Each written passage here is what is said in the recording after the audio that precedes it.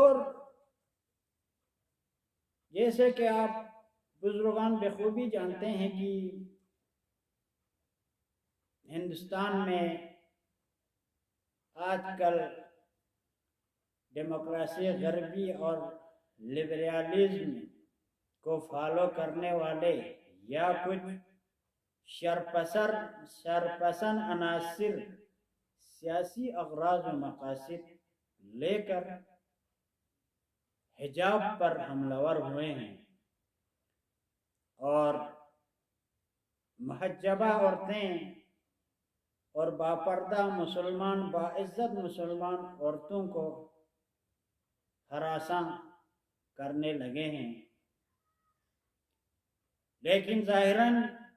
میٹھی میٹھی باتیں وہ یہ کہ ہم چاہتے ہیں تم لوگوں کو مسلمان عورتوں کو حجاب سے آزادی دلا دیں، قید و بند اور ایک جگہ پر محفوظ اور محصور ہونے سے ہم آزاد کرنا چاہتے ہیں، اور اس طریقے سے مختلف قسم کے پروپیگنڈے کر کے بیچارہ سیدھا سادے مسلمان لڑکیوں اور عورتوں کو بہکانے کی کوشش، ناکام کوشش کر رہا ہے۔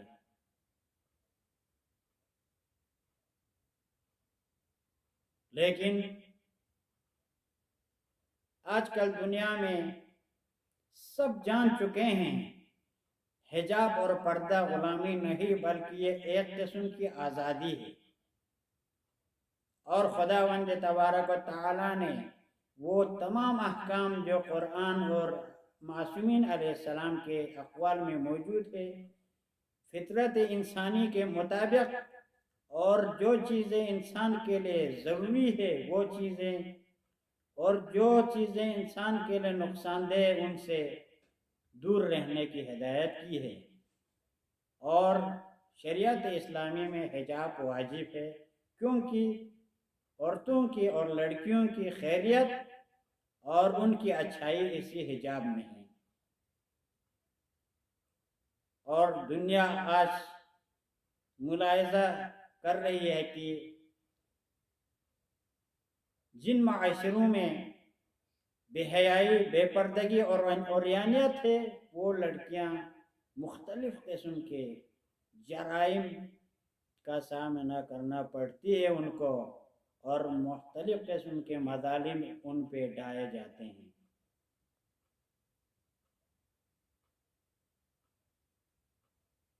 لیکن یہ شرپسند عناصر اور غربی کلچر کو فالو کرنے والے ان کی کوشش یہ ہے کہ ایک قسم کی بیماری، ہم اس کو بیماری ہی کہہ سکتے ہیں، بے پردگی اور عریانیت ایک قسم کی خطرناک بیماری ہے۔ دوسرے معاشرے اس بیماری میں گرفتار ہے، وہ چاہتے ہیں کہ اسلامی معاشرے بھی اس بیماری سے دوچار ہو جائے، اور مسلمان عورتیں، مسلمان لڑکیاں بھی خدا نخواستہ العیاذ باللہ ایسی بیماریوں میں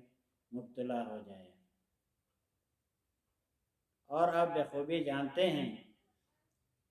معاشروں میں، دنیا کے معاشرے اور آہستہ آہستہ ہمارے معاشرے میں بھی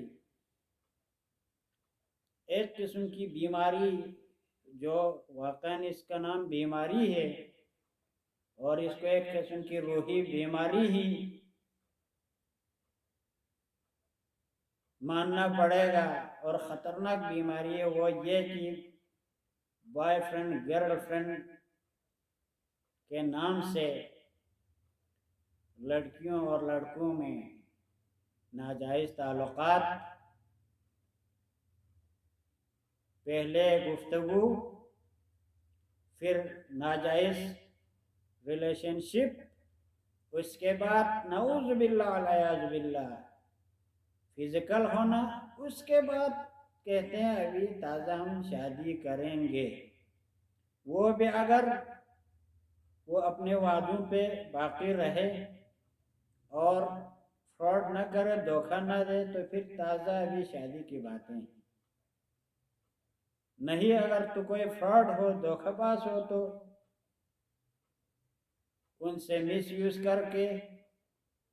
ان کو لڑکی یا لڑکا یا لڑکی جو بھی اس کو اپنے حال پہ رہا کرتے ہیں، اور اس معاشرے کو مختلف قسم کی بیماریوں اور مشکلات اور جرائم میں پھنسا کے ان کے والدین، ان کے خاندان والوں کو ہزار قسم کی مشکلات میں چھوڑ کے وہ لوگ ایک دوسرے سے جدا ہوتے ہیں۔ اب وہی بیماری یہ اسلامی معاشروں میں پھیلانا چاہ رہا ہے اسی بے حجابی اور بے پردگی کے ذریعے۔ خدا نخواستہ یہ بیماری پھیل جائے گی تو اس کا نتیجہ ایک بہت خطرناک نتیجہ اس پہ یہ ہے کہ ان ناجائز تعلقات کے ذریعے اس معاشرے میں ناجائز اولاد پیدا ہو جائیں گے، اور ناجائز اولاد جس معاشرے میں پیدا ہو جائے اس معاشرے کو پیچھے ڈھکیلنے اور ناکام بنانے میں اور کسی چیز کی ضرورت نہیں، یہی کافی ہے۔ کسی معاشرے میں ناجائز اولاد پیدا ہو جائے وہ سب خرابیاں اس میں پیدا کر دیتی ہے، وہی ناجائز اولاد۔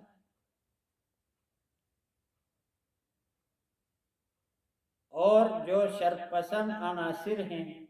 اس میں سے جیسے کہ انتہا پسند کچھ ہندو، ہم ان ہندو کے بات نہیں کرتے جو واقعاً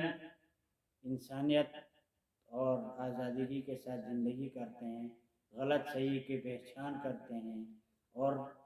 حق سے دفاع کرتے ہیں، حق بات کرنے سے کوئی جھجکتے نہیں، ان کی بات نہیں۔ لیکن جو کچھ شر پسند عناصر ہیں